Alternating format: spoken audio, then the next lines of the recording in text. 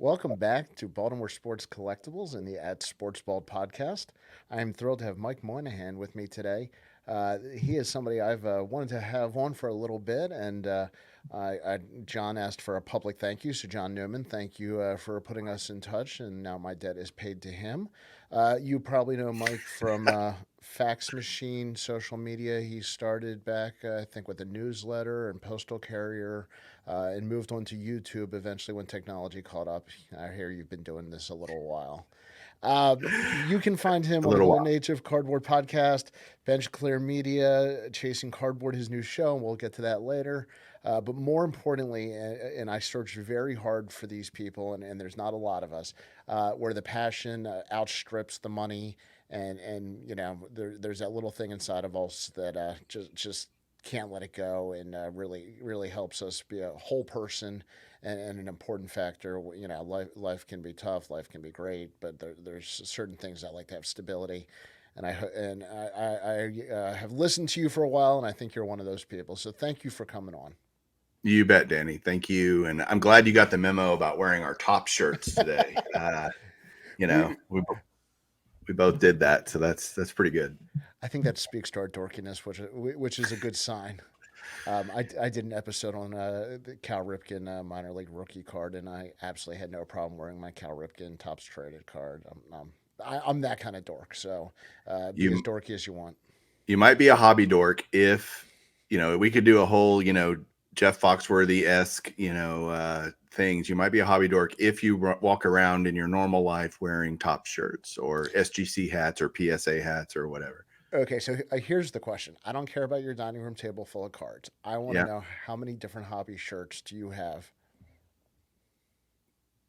t-shirts 20, 25 at Right. least, at least. What are your couple favorites? Uh, well, the tops. These are from Homage. Yeah, that's exactly. I got a bunch from them. Like these are soft. Like they're They're they're really fantastic. yeah, they're Oh my super god, it's funny you comfortable. said that. My kids are dying for them. It's good.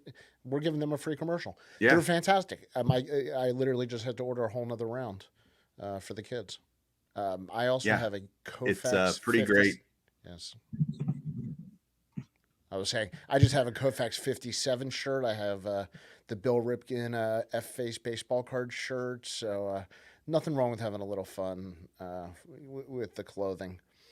Yeah. You are known as somebody who is a registry guy, a PSA collector, and I've been kicking around an idea for years because as I've gone in and out in the hobby, going back to the '90s when grading was in its infancy and was not a major portion of a lot of decisions for me at the time. Uh, why is there no universal registry? I've been pitching that idea too. I just want somebody that's tech savvy enough to build the code. There actually could be now.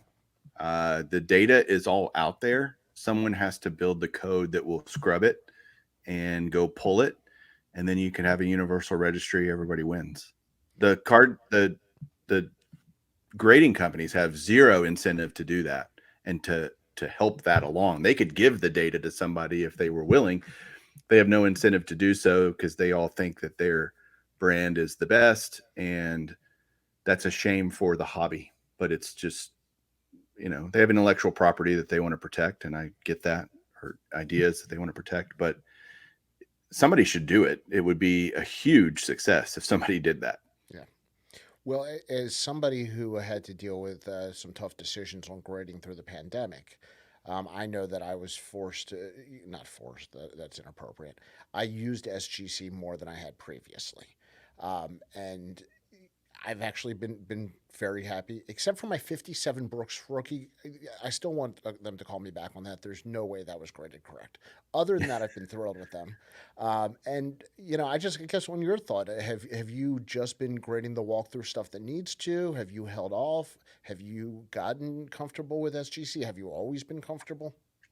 I've never had a problem with SGC. I'm the type of collector, though, that I want everything to be the same. And I got into bed with PSA long, long ago. I built a custom storage case that only holds PSA slabs. It doesn't hold SGC slabs, and so it's not a anti SGC thing. It's a I need to pick one. right? Or I want to pick one. I don't need to pick one. I can have as many as I want. I don't like them all looking different. It's just OCD or whatever that us collectors tend to gravitate towards. And so I went with or with PSA long ago, and it was because of the registry, because I loved the checklist. I love the pseudo competition. Mm-hmm. You get nothing at the end of the rainbow if you're number one on any registry, but it just, we all want to be proud of our collections, whatever they entail, and not from an ego standpoint, but from a man, this you just want some outside affirmation that what you're doing makes some sense to somebody out there, right? Which is why I got on YouTube in the first place. Like I think I have some cool stuff. Let me see if other people think I have some cool stuff.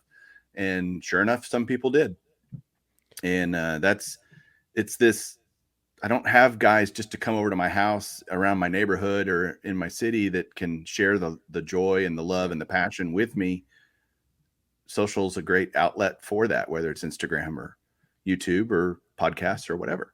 Um, you can share that, and it makes the hobby so much more rich, so much more rich. There's a real connection in the hobby. I don't know that people understand how tight the hobby really is. It's small but passionate, right? It's small, Yeah. like overall, any if I get 1,000 views on a YouTube video, I'm happy. Right. That's nothing in the YouTube. That's literally nothing. But in our niche of the world, our little segment of collecting, dude, you go to a show, you go somewhere, and it's a little mini family reunion. You know people. It's just different. It's very cool, very unique, and special. So I'm in the Strongville show, I don't know, a month or two ago. Great vintage show. It's been a couple years, and it was great to see some old faces.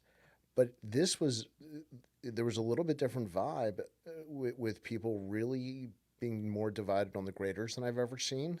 And I saw more people talking about crossovers and buying raw for that reason.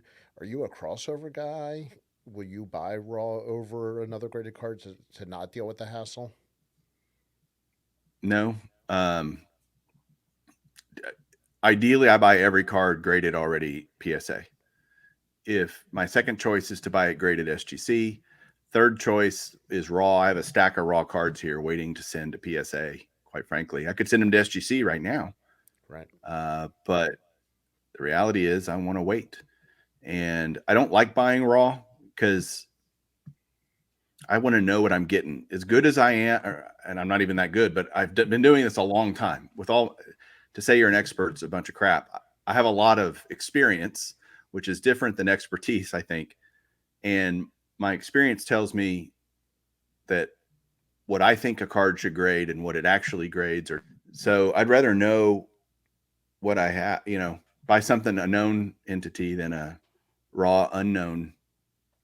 There might be something I miss, a blemish, so anything, and it gets graded very differently. And then you've Yeah. paid for that when I can just pay for a graded card, typically not much more than I would pay to grade it at this point. Absolutely. All right. We almost got too business like there. Where'd you grow up? Who was your favorite player growing up? I don't want to hear anything about cards. Literally, when you went to bed as a kid, how'd you get into sports? If it was baseball at first, and really, who was your guy? We all have that person. Yeah. So, man, I'm a Texas guy, born and bred, Fort Worth, Texas. Still live in Fort Worth. Uh, Rangers fan growing up. My dad was actually in the sporting world as a television cameraman. He was a sports television cameraman, and Oh, that's so cool. he did the first games that when the Rangers came to Texas, and was a cameraman for that. So I grew up at the ballpark. I grew up at Cowboy Stadium and Stars and Mavericks, and I went to sporting events all the time with my dad. And you would think that would become like castor oil or something.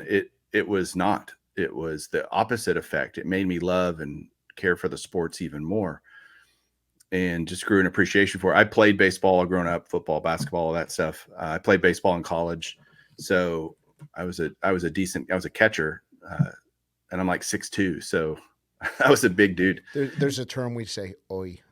Oh yeah, and so anyway, I always loved sports, but it was really my mom that was a huge influence on me loving sports, which is kind of different than most people.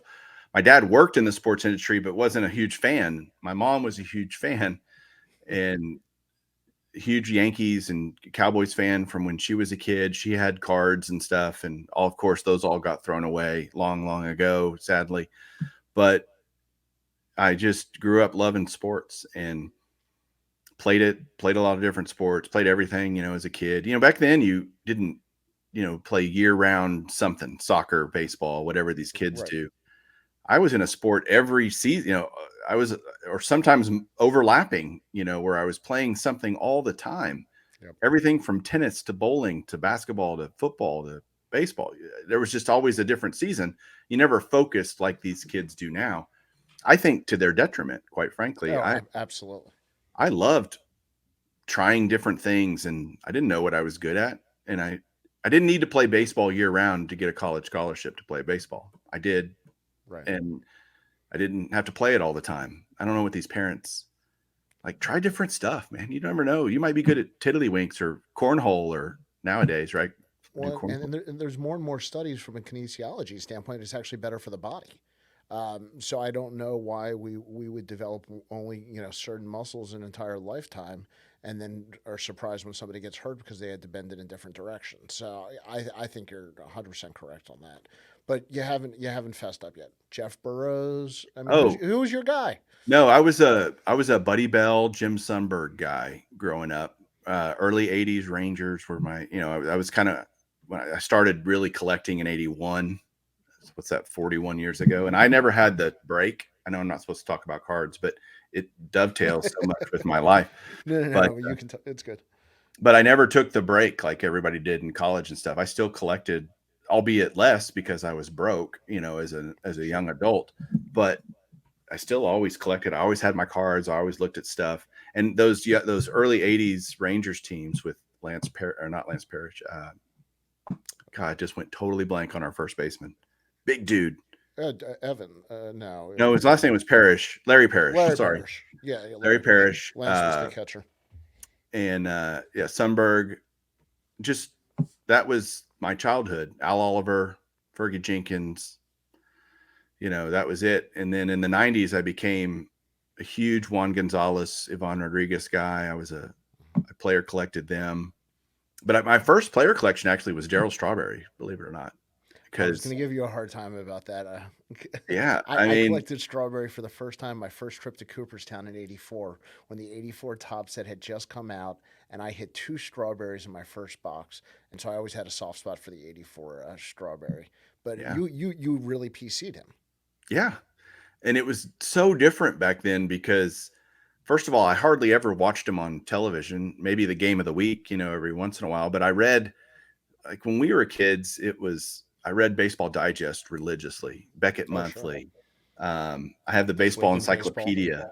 and we had this week in baseball every week. Yep, This Week in Baseball. Like those were things that is how we got our baseball news. So it's not like it wasn't a 24/7 sports news cycle like it is today, where you can get anything you want anytime. So Strawberry was always on the cover of magazine, when I would watch him, his swing was so sweet. He could just cry. No, I was like, I'm going to PC this guy. But PC wasn't even a word that we use. I I'm going to know. collect I this guy. said that to somebody the other day. We just called it collecting. Yeah, I just collected this guy. Right, right. Wasn't a personal collection. Well, of course it's personal. That should be inferred that it's personal. I Like, just I just had this conversation. I couldn't agree more. It's hilarious. so I still have all my Strawberry stuff. Um, Oh, God bless you. That's awesome. but you couldn't. There was no eBay. It was Okay. going to shows and trying to find cards. And back then, I didn't care if I had 100 1990 Upper Deck Strawberries. I loved it. Give me all of them. I didn't care. I have stacks of them. And Ruben Sierra. I'm just trying to think of other guys that I collected. Were you a Nolan Ryan fan? I was, but yes, but I really became a Nolan Ryan fan later in life. I mean, I got Nolan stuff behind me here. I appreciated what Nolan did more as I got older and realized, oh my god, he pitched forever. And so yeah, always loved Nolan Ryan. Actually, I've caught Nolan Ryan because I was a catcher and Oh, that's I cool. caught him. He was just throwing soft toss, and I swear it was 85 miles an hour. Like it I've was zipping in there. Let me I've tell you. heard that he can still pitch a decent batting practice. So I bet he could yeah. at 70, whatever he is, however old he is now. What was So the what was I'm sorry, what was the great Ted Williams quote? What would you hit off today's pitchers? 300. Is that it? Well, I'm 75. You know. you're right. That's right. Yeah, Sorry, go probably, ahead. but I am 75 years old. Yeah. Yeah. So I was always around it, always at the ballpark with my dad, and just became a part of me. So, was baseball the sport for you? Because if your dad was covering all these sports and you're going to the other sports, was it? I mean, was it baseball right from the beginning? I mean, Yeah. who? I mean, yes, but I loved all other sports. I'm a huge Mavs fan, Cowboys fan. I love football. I watch football more than I watch baseball, honestly. I don't collect it because I had to draw a line somewhere. I think collectors that just try to do everything are setting themselves up for disappointment and or the poorhouse because you can't do it all. And so I just loved the cards of baseball. I loved the designs. I had some football cards when I was a kid. I don't have those anymore. Traded them away for baseball cards back in the day. And I have a few stuff. I have, a Montana rookie and I just bought a Drew Brees rookie last month. So it's not that I don't like those things. You just can't do everything. Was it So just you? baseball, I'm go sorry. ahead. Was it just you, or when I remember growing up? I mean, you would go to a baseball card store, Yeah. and it was 99% baseball cards. Yeah. There might be a box of football over to the side, but I mean, it was not a thing.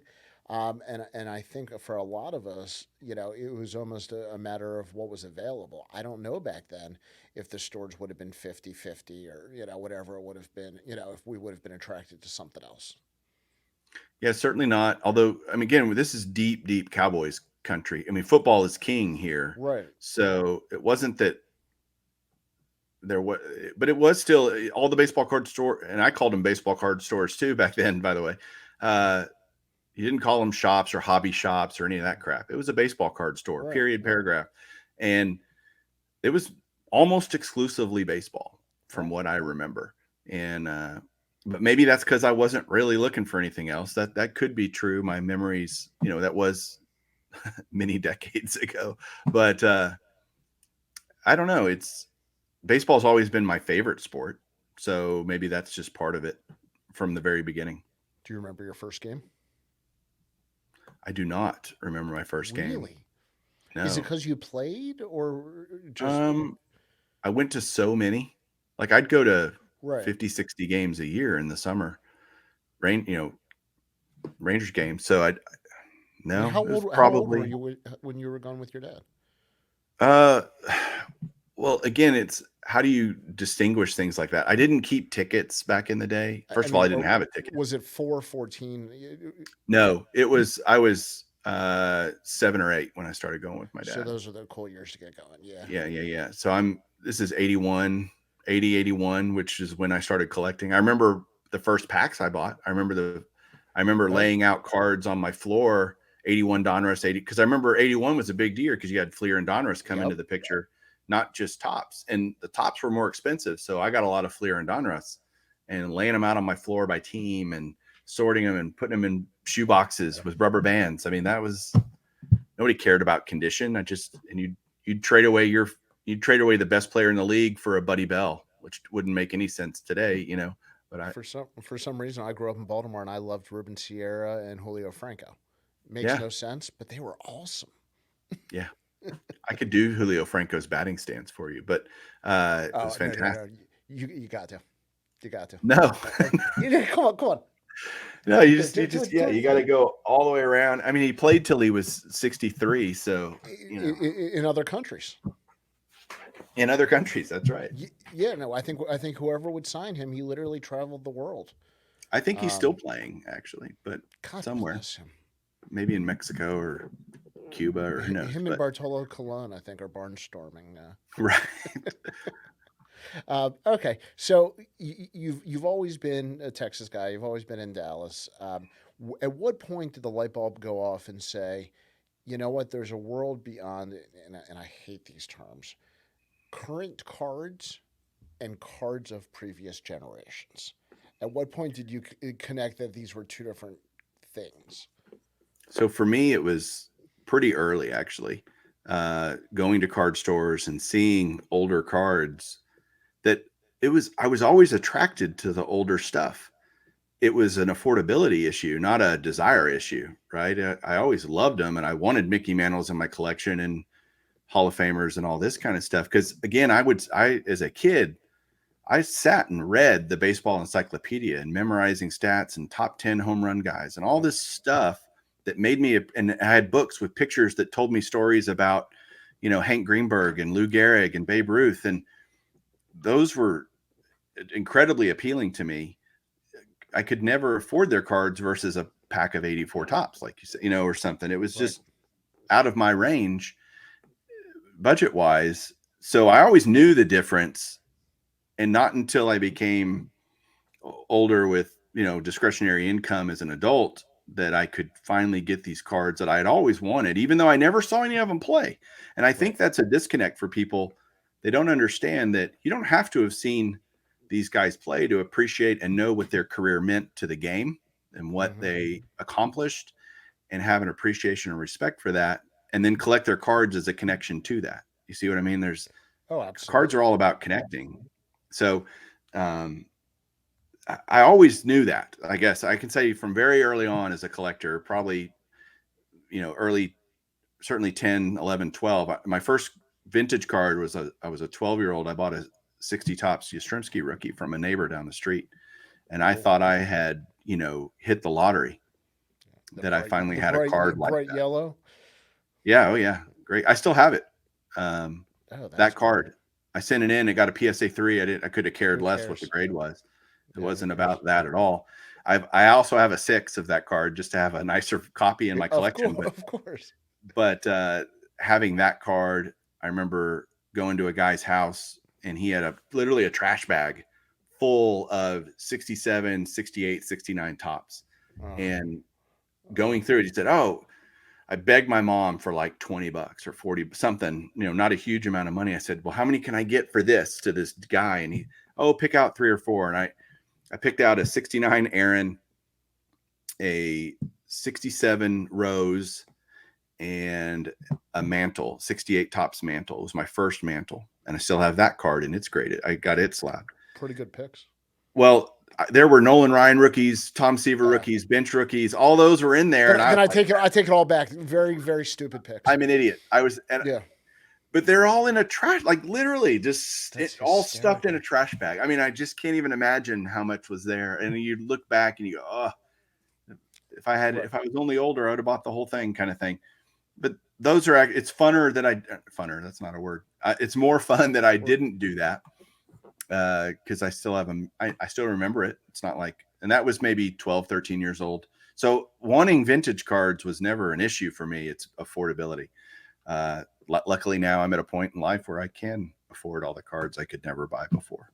So so, but was it your mother's influence? I mean, was there a team? If I mean, you can give the history better than I can, but the Rangers don't have a real history when you look at the baseball card eras.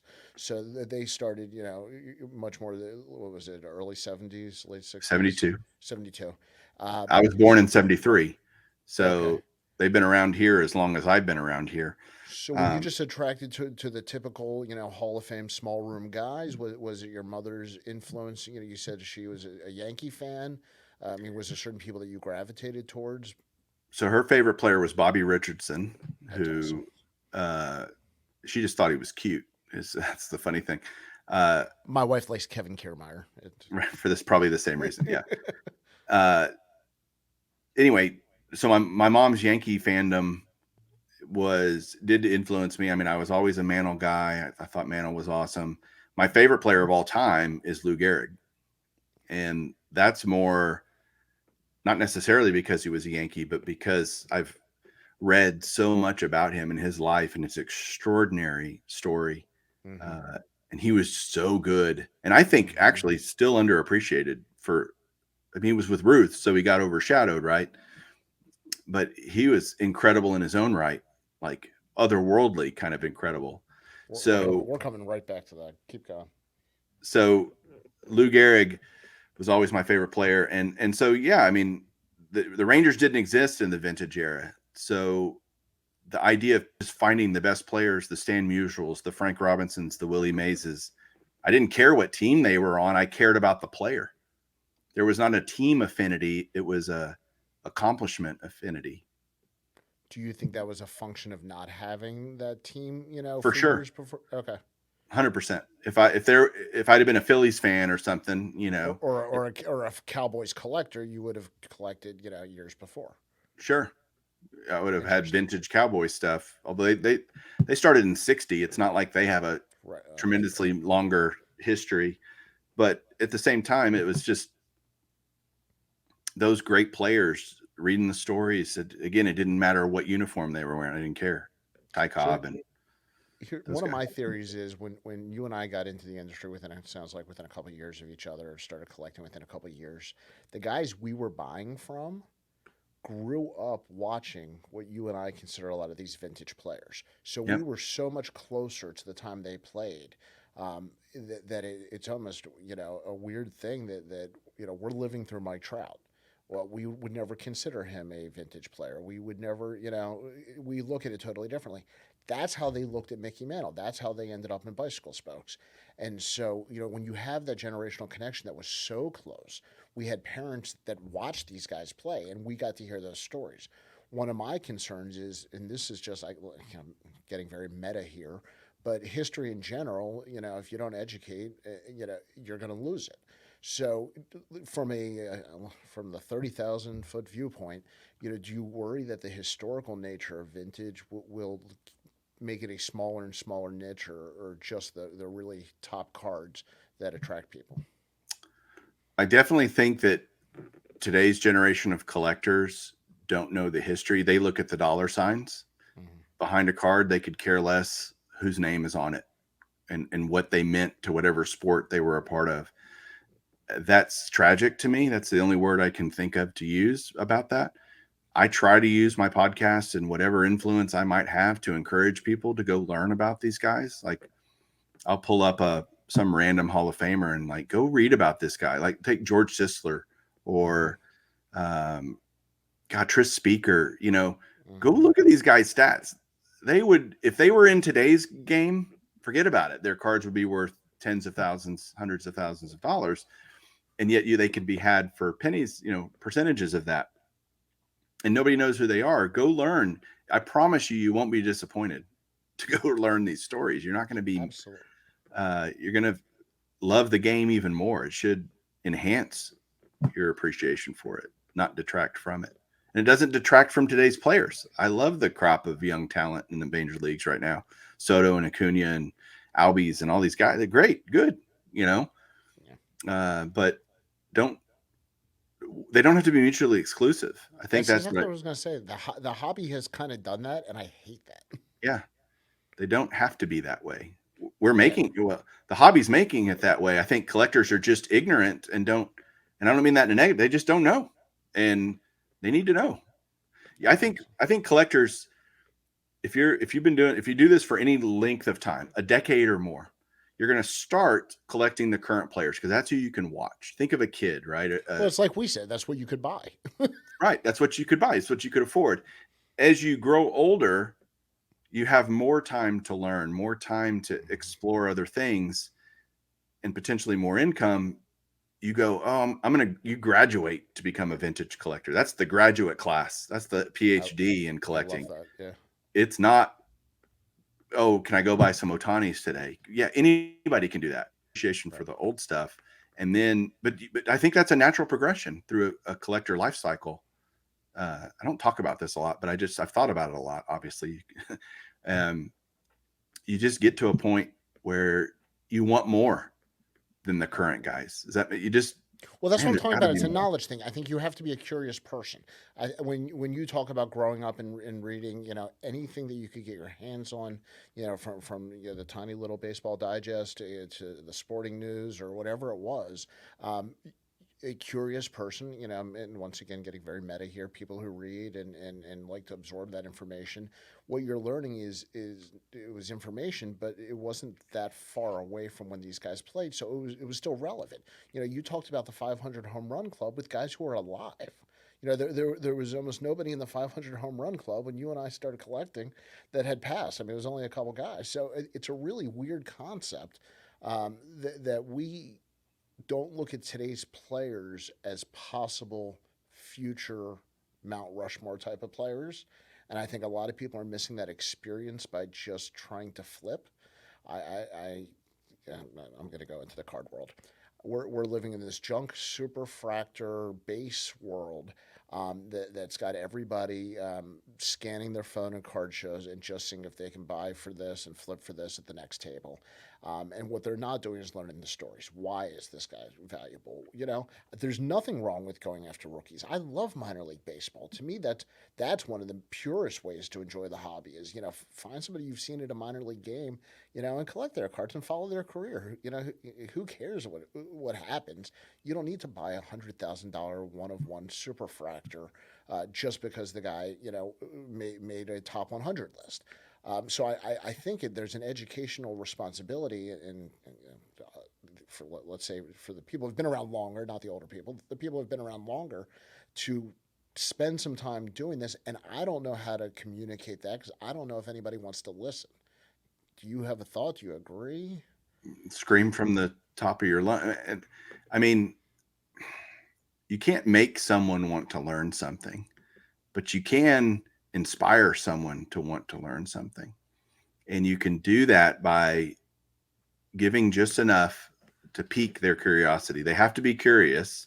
Mm-hmm. Sometimes that's like shouting into the wind, but sometimes it'll get through. I don't worry about the people that don't listen to what I say and or heed my advice. Not that I'm not the end all be all.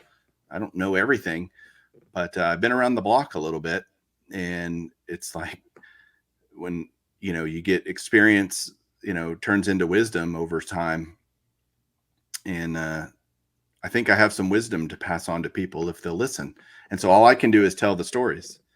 Can't can't make them do it, but I love telling the story. So it's no skin off my back. I'd do it whether anybody Right. listened or not, quite frankly. But it's too fun, and I think for all those new age collectors that might be watching this that haven't dabbled in vintage for whatever reason, there's a myriad of them. I would tell you, hey, guess what? There's only one 67 tops mantle. You don't have to buy the gold, blue, parallel, disco ball, Right. zebra stripe, whatever. There's one. Right. Once you have it, you have it. You don't have to chase after all these different things. And so that's actually comforting, quite frankly. Well, It's it's the appeal of the registry. It's a finite list, and it's reasonable. I mean, in Yeah, comparison. sure. So, and you can enjoy the hobby both ways. Again, I collect new stuff too. I buy, Right. it's not mutual. They don't have to be one or you don't have to choose. Well, I guess my question is, are we going to lose people who have interest in older cards because they're not as educated and because older cards simply are not typically a flip item? Yeah, no, you'll always have a core of that. I never watched any of these guys play, like I said earlier, but my parents never watched Ruth or Gehrig or Cobb or Mathewson or Johnson, and yet they're big time in the hobby still. Not with as many people, but that's Mm-hmm. never been the case. It's Mm-hmm. always been more currently focused. The hobby has always been more the here and now. And then there's the rest of us in the hobby that have, decided we like the back then more than the here and now. And that'll just keep moving along in time. That's just something that moves along the timeline. So no, I don't think it'll be less, to answer your question more directly. I just think it won't grow a lot either unless there's just this huge resurgence in people actually reading and learning, right? Well, exactly. So let's. I love what you said. Scream from the mountaintops. So let's do our job here. I think there's a lot of untold stories about players and cards, and it's not all Babe Ruth and Ty Cobb. Uh, One of my favorite stories for people who don't know is the story of Mo Berg. So, if you've never read The Catcher Was a Spy or know the story of Mo Berg, I tell you to Google it. He's not a Hall of Famer. He's not the most well known player of all time, but I love his story. Is there anybody, and not to put you on the spot, whether it's a card that has a cool story because of production or a player, um, I don't think a lot of people realize that for a period of time in the '50s, you couldn't find a Stan Musial card or a Ted Williams for a lot of years, and there's all these kind of weird little niches and stories behind why that happened. Do you just have anything that give you a Well, good tickle? if you want to go pre-war, I would tell someone to look up Rube Waddell and Yeah, look at sure. his story. And there's a great book called The Glory of Their Times, and it's all these stories, first person accounts. And if you listen to it on audiobook, it's actually the interview itself. It's the player Ooh, talking. If you listen to the I didn't audiobook, know that. I'm doing that oh on my my next gosh, drive. Yeah. it is out of this world cool. Try a What? few chapters. Every chapter is a different player. And you got Rube Waddell in there, and oh my gosh, it is so good, and he has great cards. Musial is one of my great stories because I just love that. He was in his last card was mainstream card was 53 Bowman color. He didn't have another card till 58, and that's because he didn't sign the Tops contract at the beginning. And once he was in 58 Tops, it was so late in the season they could only make an all-star card out of him. Mhm. And so that's his first Tops card is 58 Tops.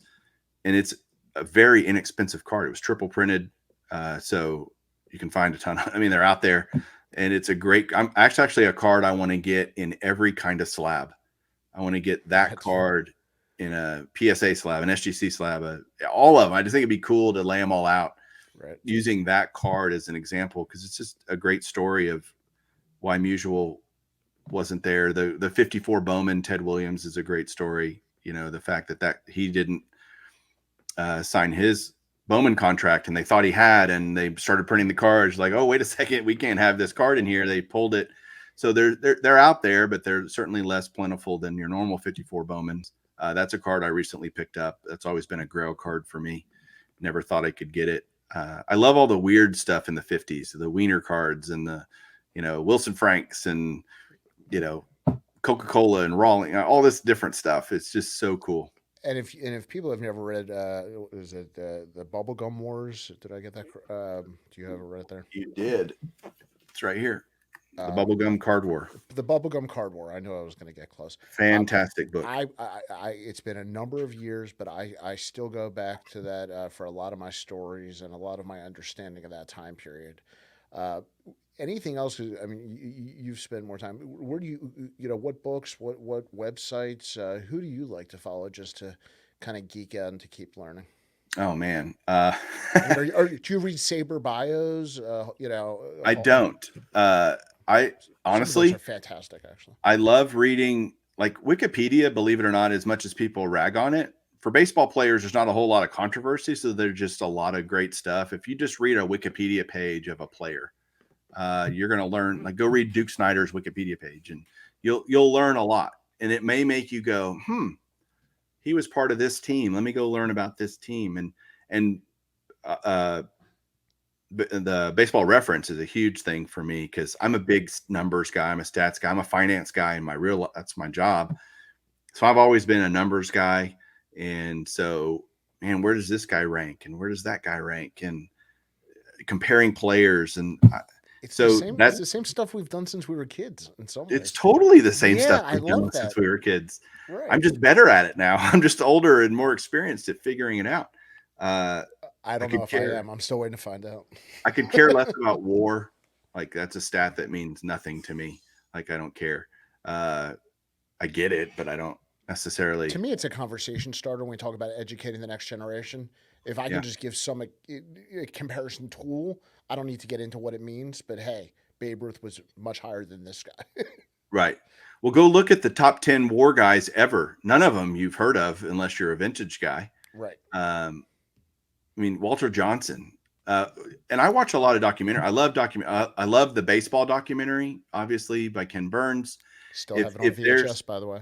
what's that? I still have the VHS copy. I do too. Yeah, I have a VHS. the big box. Yep, I have I have the DVDs. I have the Blu-rays. I bought it every time it's that's changed hysterical. format. Yep.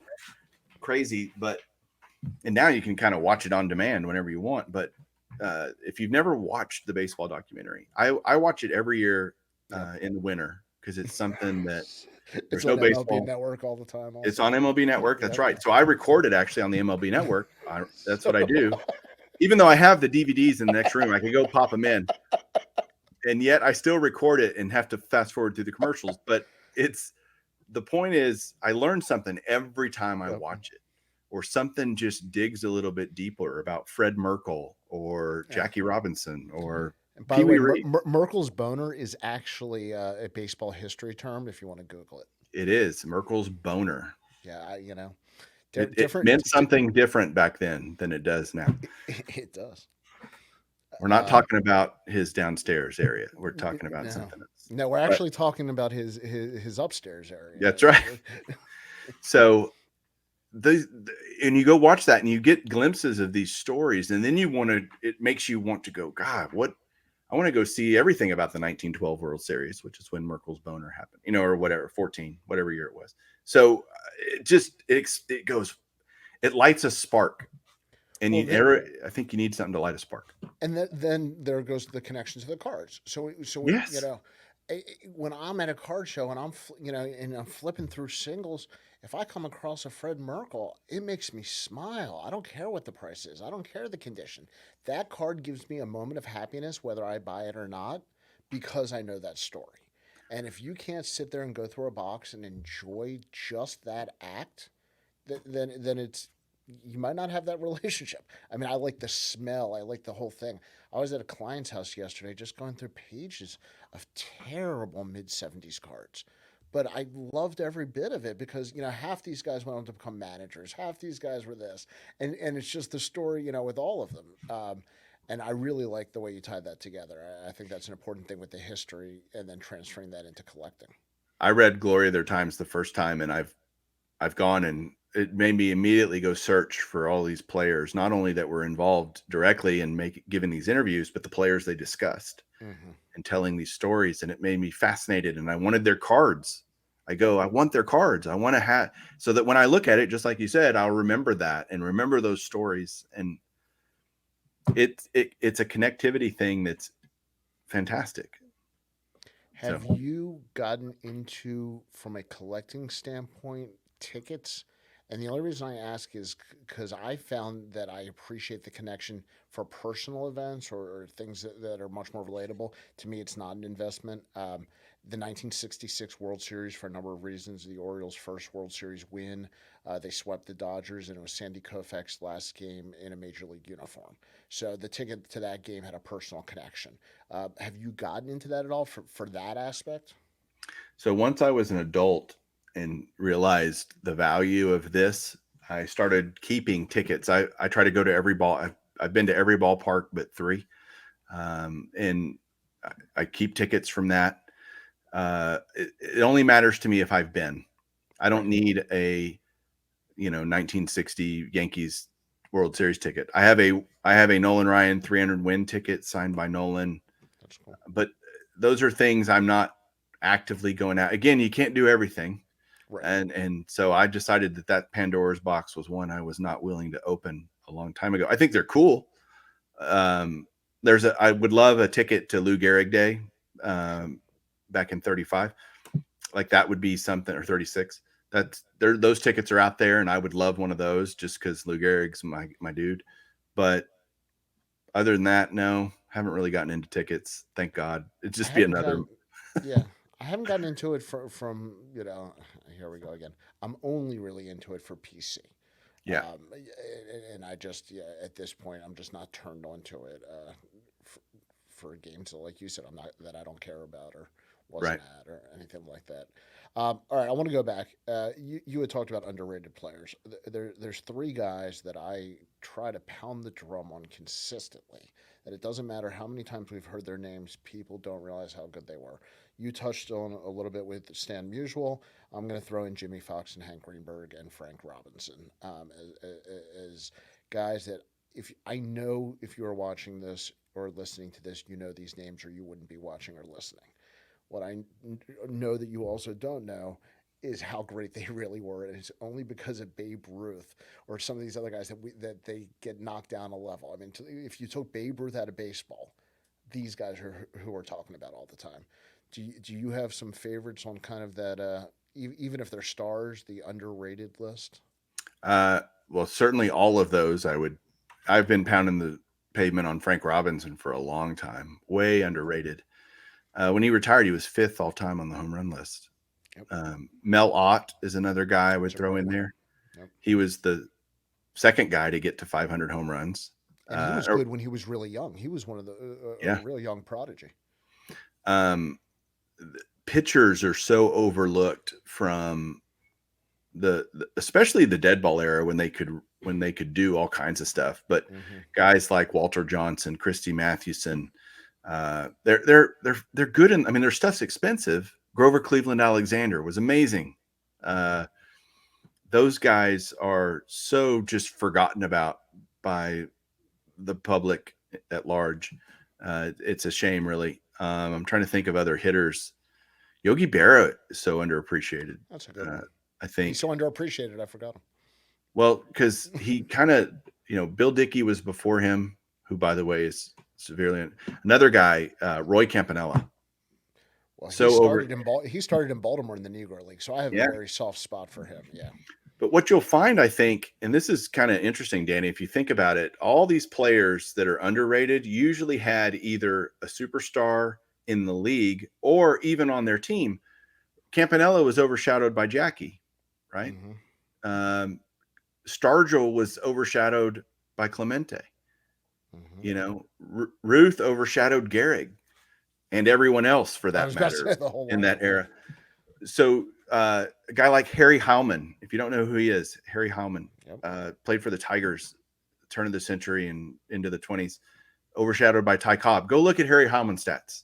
I'm telling you, No, he it's played unbelievable. Yeah. he played second fiddle to no one. He was unfreaking believable. Sam Crawford, guys like that, that were all, if you look at really, really great players that are Eddie Matthews overshadowed Yeah. by Sure. Hank Aaron, right? Yep. So you just always you can see this kind of symbiotic relationship between super great and amazing, and then the guys that were really great, but Hmm. they just happened to be playing with Willie Mays overshadowed Monty Irvin and Willie McCovey, Yeah.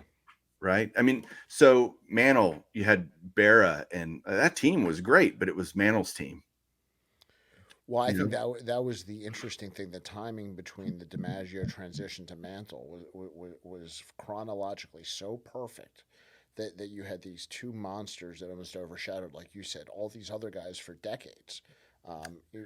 Monument Park is made up of a lot of guys that played with DiMaggio and Mantle that you don't talk about as much. Well, the reality is you had a trifecta there because Gehrig, Oh, that's true. DiMaggio Yep. came in at Gehrig last year, and then DiMaggio and Mantle dovetail 1 year, Yep. So that Yankees history is strewn full of these eras of greats with Hmm. super great players playing with them, like you said. And so you go Gehrig to DiMaggio to Mantle, that's 30 something years of, of Yankees history with That's three crazy, guys. and they, I mean, and from a card standpoint, also, if you look at Yankees, that am I missing anybody? Is that the top three, except for Ruth?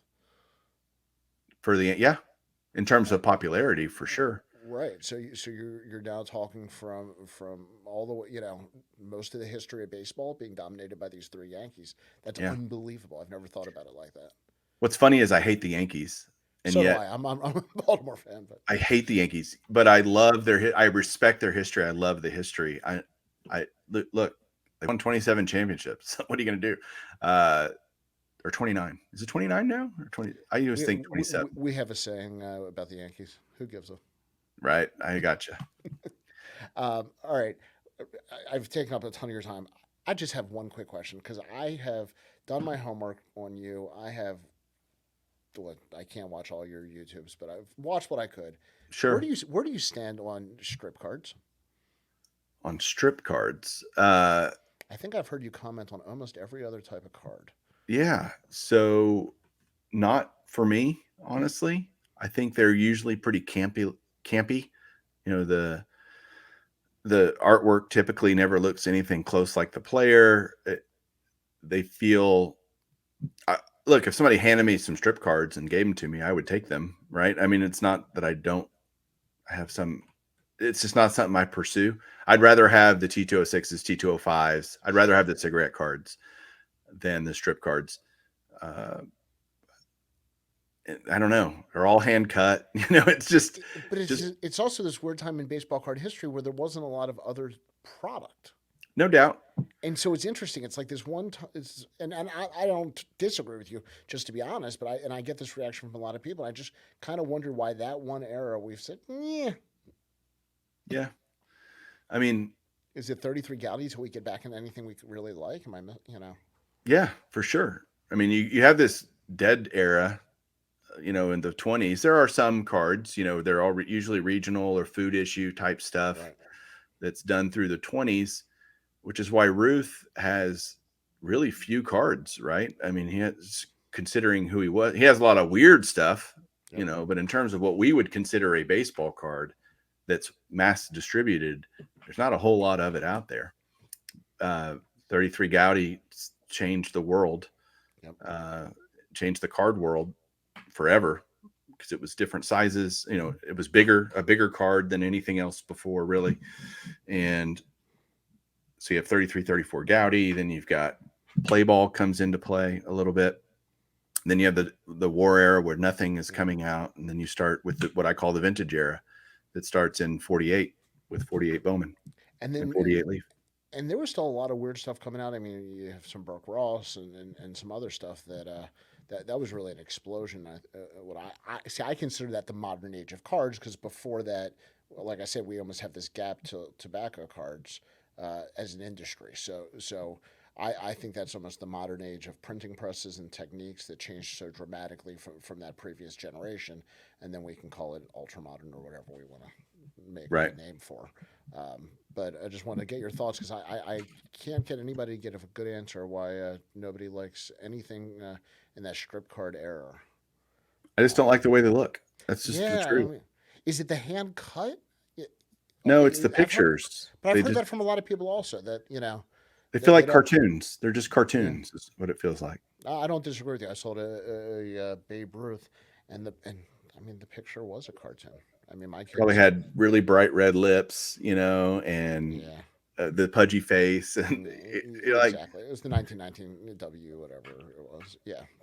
I mean, you could And give me a strip card of Woody Woodpecker and Babe Ruth, and I would think they look the same, right? I mean, it's or Popeye. well, I It's think we've like, come full circle now with the Z friends, the zoo animals or whatever. So I think we're right. now full circle back to those. We Um, are. all right, Mike, tell everybody where they can find you. So I'm my primary thing is YouTube. I have my own channel called Baseball Collector. I am part of Bench Clear Media with a couple of other guys, and we do a lot of different stuff there, including my podcast, which is called Golden Age of Cardboard.